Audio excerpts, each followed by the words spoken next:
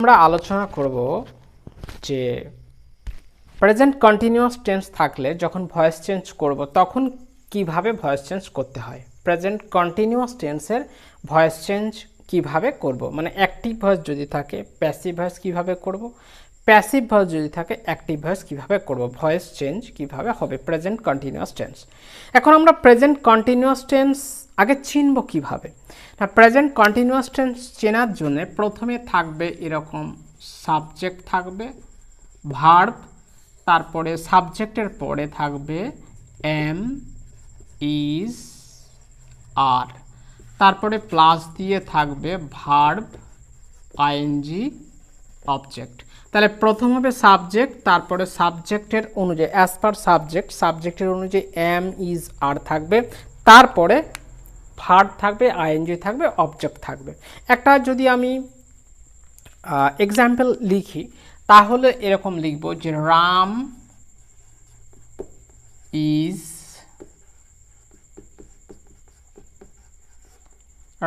is writing a letter. Ram is writing a letter. Ram একটা চিঠি লিখছে, Ram is writing a letter. এখানে সাবজেক্ট আছে রাম, তারপরে এম, ইজ, আর এর জায়গায় ইজ আছে, এবার রাইট থেকে রাইটিং, এটা হচ্ছে অবজেক্ট লেখা আছে। তাহলে আমরা বুঝতে পারছি যে প্রেজেন্ট কন্টিনিউয়াস টেন্স প্রথমে সাবজেক্ট থাকবে, তারপরে এম, ইজ, আর থাকবে, তারপরে ভার্বের সঙ্গে আইএনজি থাকবে, তারপরে অবজেক্ট যা খুশি থাকে থাকুক। এটা দেখে আমরা বুঝবো যে the sentence is present continuous tense, is in present continuous tense, present continuous টেন্সে আছে। এবারে এটাকে আমরা যদি অ্যাক্টিভ ভয়েসে আছে এটা প্যাসিভ ভয়েসে যদি লিখতে যাই তাহলে কি করব, আগে লিখে নিই প্যাসিভ ভয়েসে, তারপরে নিয়ম বলছি। আমরা এমনি প্রথমে জানি যে যেটা প্যাসিভ ভয়েস করার সময় যেটা এক অবজেক্ট থাকে সেটাকেই প্রথমে ঠ্যাং ধরে সামনে আনতে হয়। তাহলে এখানে a letter, L E double E TTR, এটাকে প্রথমেই ঠ্যাং ধরে সামনে আনবে। এ লেটার, এর পরে আছে ইজ, তাহলে ইজ যেটা আছে সেখানে ইজ বসিয়ে দিলাম, দেওয়ার পরে being, BE I N G. এটা খেয়াল করতে পারে যে ইজ যেটা আছে ইজ আছে বলে ইজ বিং বসিয়ে দিলাম, তাহলে এ লেটার ইজ বিং। এবারে রাইট যেটা আছে, রাইটের থার্ড ফর্ম, এটা তো আমরা সবাই জানি প্রেজেন্ট ইনডেফিনাইট টেন্স প্যাসিভ ভাবে যত নিয়ম আছে সবগুলোই থার্ড ফর্ম বসাতে হয়। তাহলে a letter is being written, WRITTEN, written by Ram আছে, তাহলে রিটেন বাই রাম। তাহলে এখানে আমরা কি দেখলাম যে ইজ থাকলে ইজ বিং হয়, বাকি সব সেম। ইজ থাকলে ইজ বিং, তাহলে Ram is writing a letter, ram a letter is being written by, a letter is being written by ram। তাহলে ফর্মুলা কি হবে না, ইজ থাকলে মানে প্রেজেন্ট কন্টিনিউয়াস টেন্স যদি থাকে তাহলে এম, ইজ, আর, এটা যদি থাকে তাহলে আমরা যখন প্যাসিভ ভয়েসে করব তখন যা থাকবে এম যদি থাকে থাকবে, ইজ যদি থাকে ইজ লিখব, তারপরে আর লিখব, লিখে তার সঙ্গে একটা বিং, BEING যোগ করে দেবো, BEING।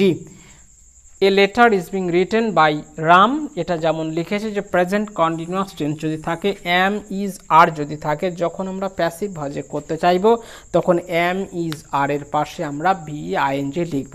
ওকে, তাহলে to convert a sentence from a voice from active voice to passive voice, if the sentence is in present continuous tense then we must put am is are plus am is are plus being, am is are plus being, BEING। এবার আরেকটা example যদি আমরা use করি,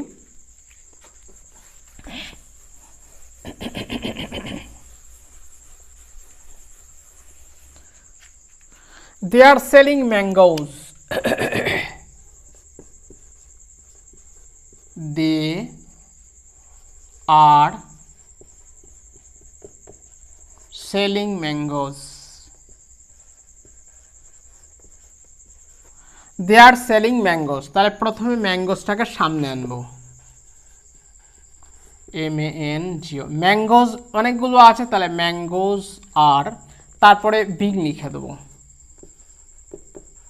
mangoes are being sold by, দে আছে, তাহলে দে থাকলে আমরা কি জানি দে থাকলে বাই দেম হয়, by mangoes are sold by them, they থাকলে বাই দেম, একদম ক্লিয়ার। এরপরে তাহলে যদি অবজেক্ট এখানে থার্ড পারসন সিঙ্গুলার নাম্বার হয় তাহলে ইজ বসাতে হয়, আর যদি প্লুরাল ফর্ম হয় তাহলে আর বসাবো। এম কখন বসাবো?